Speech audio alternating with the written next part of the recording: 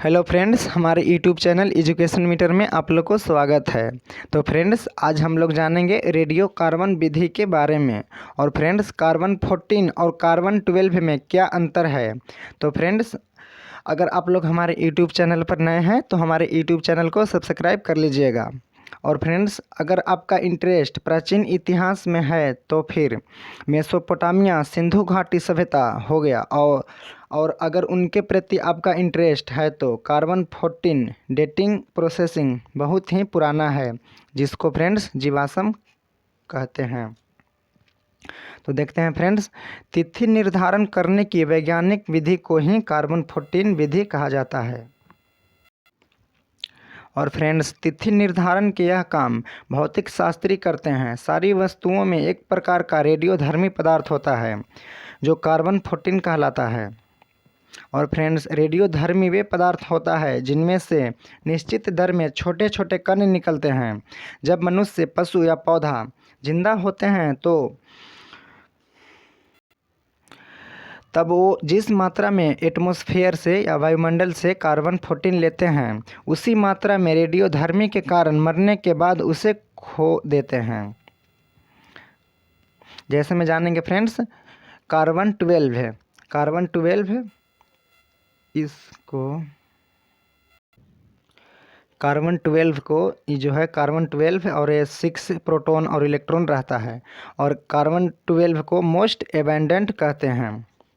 और जान लेते हैं फ्रेंड्स, कार्बन 14 हमारे एटमॉस्फेयर में बनता कैसे है। तो फ्रेंड्स, ये हो गया एटमॉस्फेयर। ये जो ऐसे लाइन है एटमॉस्फेयर है। और ये सब जो पॉइंट पॉइंट बूंदा बूंदा है, ये हो गया प्रोटॉन और इलेक्ट्रॉन। तो फ्रेंड्स, अलग अलग एलिमेंट्स के साथ जब इलेक्ट्रॉन और प्रोटॉन एटमॉस्फेयर से टकराते हैं तो न्यूट्रॉन निकलता है। और यह न्यूट्रॉन नाइट्रोजन के साथ कोलाइड करता है। तो फ्रेंड्स, एटमॉस्फेयर में नाइट्रोजन की मात्रा, ये हो गया एटमॉस्फेयर में नाइट्रोजन की मात्रा 78% होता है। नाइट्रोजन में बहुत सारा आइसोटोप होते हैं और सबसे ज़्यादा नाइट्रोजन मिलता है नाइट्रोजन 14 और 7 एटॉमिक्स नंबर है 7। तो जान लेते हैं फ्रेंड्स, 7 प्रोटॉन और प्लस 7 इलेक्ट्रॉन मिलकर नाइट्रोजन 14 बनाते हैं। तो जानेंगे फ्रेंड्स, न्यूट्रॉन जब भी कोलाइड करता है ये नाइट्रोजन 14 से, तो फ्रेंड्स न्यूट्रॉन 7 प्रोटॉन में से जो 7 प्रोटॉन है इसमें से एक को बाहर निकाल देता है। और फ्रेंड्स, जो भी एलिमेंट्स यहीं पर बनता है उस एलिमेंट्स का एक प्रोटॉन निकल जाता है, तो उसका एटॉमिक्स नंबर ये 6 बनता है। तो फ्रेंड्स, किसी भी आइटम के न्यूक्लियस में एटॉमिक्स नंबर 6 होते हैं। एटॉमिक्स नंबर 6 होते हैं।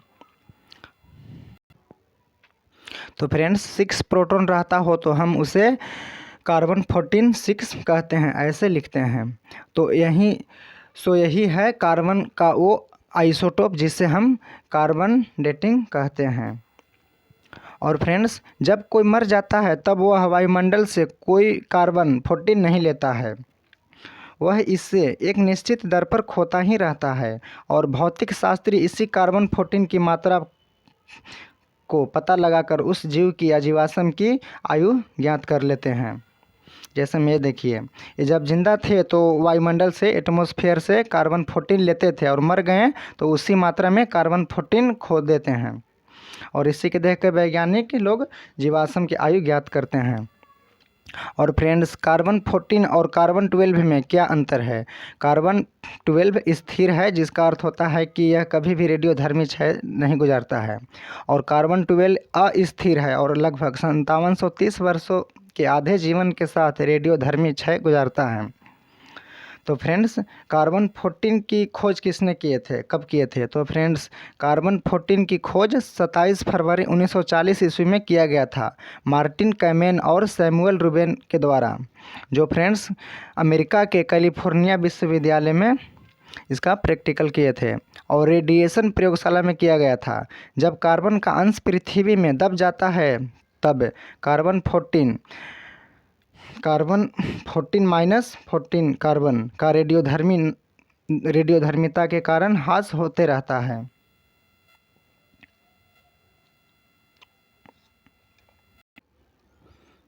तो फ्रेंड्स आज की वीडियो में इतना ही था कार्बन डेटिंग से रेडियो कार्बन विधि। तो फ्रेंड्स मिलते हैं अगले वीडियो में। हमारे यूट्यूब चैनल को सब्सक्राइब कर लीजिएगा। Thank you so much.